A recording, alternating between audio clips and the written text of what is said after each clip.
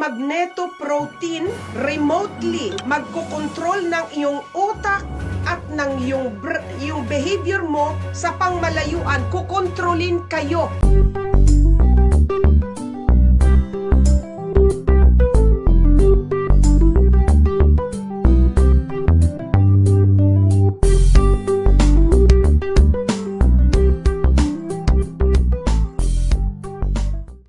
Hello everyone, this is Dr. Miranda and welcome back to my YouTube channel, Dr. Vlogger. So here we are again with another fact check video regarding a specific fake news. So I'm talking about Miss Lynn channel. I actually thought that her channel was blocked and even reported sa Facebook. Hindi ko na naman nakikita yung channel niya, so I didn't even bother making a video about her. But she's been spreading news regarding vaccines, mga conspiracy theories, and I just didn't bother making videos about her kasi parang nawala na nga. And DOH even warned the public against her. Diba, may pinakita pang nakatakip pa yung mata niya because she's been spreading conspiracy theories, fake news about vaccines. You all know I am not into judging the person who's spreading the fake news, but we are opting for a more subjective way of doing this, of fact-checking, and we are going to focus more on the fake news itself. I encountered a recent video of her. What's fearful or more nakakatakot about this is that she's using a published article by a well-known news journal just to prove her point. To make you understand with what I'm saying, let's just watch this. Pero base detalyado sa The Guardian ang nag-report nito. Ang title ito Genetically Engineered Magnetoprotein Remotely Controls Brain and Behavior.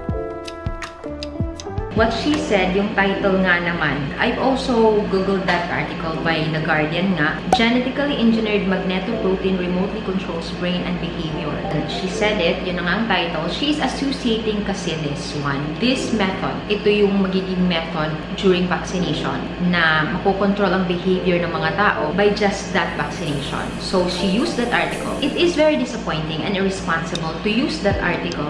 Sinasabi niya na you go to that article sa internet and then you read it. And when you're a non-medical person and first sentence pa lang, sa totoo lang, magno-nose bleeding ka na.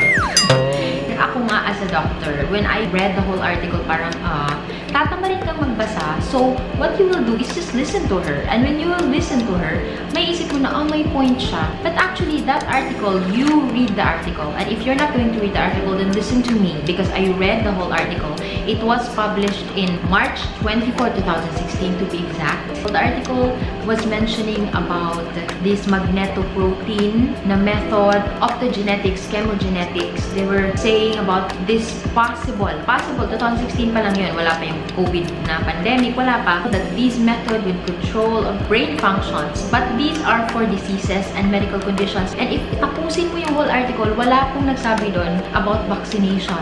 Walang nagsabi doon that it will be incorporated to certain vaccines and then walang method na ganon. Actually, mayroon pang nagsabi doon that they should be incorporated sa brain mismo, sa brain cells, optogenetics. Kaya medyo invasive yun. May non-invasive yung chemogenetics, pero they just tried it sa mga mice pa lang. So, it was really, para sa akin, parang what do you call that? Insulting. Kung ako ang scientist that is doing such study and then there's someone like her na ginamit yung study na yon just to prove na sa vaccination ina-apply yon, it was such an insulting, disrespectful sa study. Na-realize ko that ginamit niya yung article na yon para lang ma-relate niya yung point niya that vaccination can actually control your behavior. Let's watch this. Nakikita nyo yung gumagamit ng magnetic field. Siguro yung mga naka-receive nitong bakuna, ito yung technique na ginamit, magnetogenetics. This involves the use of magnetic field to remotely control cell activities. Gumagamit sila nitong magnetic field. So this is all about control. Para makontrol sa pangmalayuan ang activity ng mga cells ninyo. So yan, sinasabi nga niya, posible. Mga sinasabi niya, actually she's also playing safe. Kasi may mga words yung sinasabi, posible na ito yung ginagamit. But then again, you have a lot of followers. You cannot do that, especially when your followers are non-medical. Kasi iisipin talaga nila, kaya pala, di ba? She was featuring a lot of videos pa na may mga magnets na pinapadikit dito, tapos dumidikit daw. May mga videos pa na failed, hindi dumidikit agad. Talagang tinatry nila. Dumidikit, sige fine. Nakakaawa lang po yung mga non-medical people na nagnunood nun kasi parang talagang sasabihin na, oo nga, kasi nakakatamad nga naman. If you read the article, parang ayaw mo na lang siyang basahin. You will rely on someone, if you're a follower of her, na baka yan na nga yung totoo. Chemogenetics nga ang ginagamit dun sa vaccination. Makokontrol nila yung behavior at saka brain functions ng mga tao na nabakunahan. Well, I know what, calling all those people yung nagpabakuna ng Pfizer and Moderna, perhaps because yun yung point ng video niya na to. Pag once nabakunahan ka, makokontrol na daw how you behave. May sensor pa daw, madidetect kung nasaan ka, GPS na po daw siya, madidetect kung anong ginagawa mo, parang pwedeng magamit, pwede kang makontrol na hindi ko alam kung sino makokontrol sa'yo. Nandito ka sa ibang country, tapos nandun sa States. Ganun na baka amazing ngayon ang technology. That's her point, and she's using that article to back her conspiracy theories. Yes, conspiracy theory lang din po siya. Even that study about magnetoprotein, it is very promising. I've even encountered an article latest February 2021, pero still dahil na invasive siya, madami siyang technicalities, maraming difficulties and limitations yung study na yun. Up until now, hindi pa nila magawan talaga studies in human beings. And I don't want to tackle about that kasi syempre, that's too much to handle for us, especially for my viewers. However, my point right now is that article, especially ang mga medical friends ko na nanonood, read that because she is using that article March 2016 to prove her point, and that's just so irresponsible. Hindi ko talaga gusto yun because clearly this is fake news. Para lang mayroon siyang backup, may reference siyang masabi, ginamit niya yung article na yun. I spent time reading the article, researching about chemogenetics and optogenetics. Kahit hindi ko siya specialization, it was really insulting for the scientists that are making it, that are doing experiments and studies about that, na i-relate mo lang siya because you are anti-vaxxer, anti-vaccination ka, sasabihin mo na agad na pwedeng mangyari yon to encourage other people not to get vaccinated kasi mamomonitor sila po. So anyway, if you've been vaccinated, comment down below if feeling mo na mamanipulate na po kayo ng someone higher, na namamanipulate na po yung mga actions and behaviors nyo, hindi na po kayo yun. It's very impossible to do that. Hindi ko lang kinaya po yung the way that it was shown and the way that it was reported kasi ang dami na namang nanood, mag-spread na naman siya, fake news na naman that it's not helping in our vaccination drive. It is not helpful kung nare-release yun sa mga countries that are not provided with proper and sufficient information regarding vaccines. Maraming ma-encourage na hindi magpabakuna at hindi natin ma-defeat na naman ang COVID-19 because we know that vaccines work.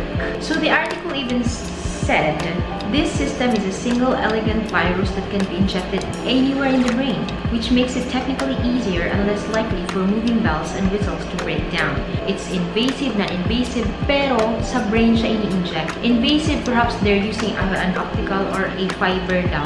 A non-invasive yung chemogenetics, but still sa brain cells siya ng mice ini-inject. So there's still no studies na pag in-inject siya sa ibang mga part ng body, they will produce the same similar effects. This is a very advanced and promising method. We should not incorporate that or associate that with vaccines. I know that mRNA vaccines like the Pfizer and Moderna, they are new and a lot of us have apprehensions about that, but wala pong nag-mention doon about magnetoprotein or optogenetics or chemogenetics kasi parang if ever ginawa nila magkakagulo po siya. I mean, marami na pong nabakunahan ng Pfizer at Moderna ang dami na millions of people and there was still no news about their effect na nakukontrol yung behavior nila o nakukontrol kung anong gagawin nila. Conspiracy theory po siya. Madami nang masyadong mga news, hindi lang about effect sa physical or body, but pati ba naman behavior natin makukontrol po talaga ng science. It's so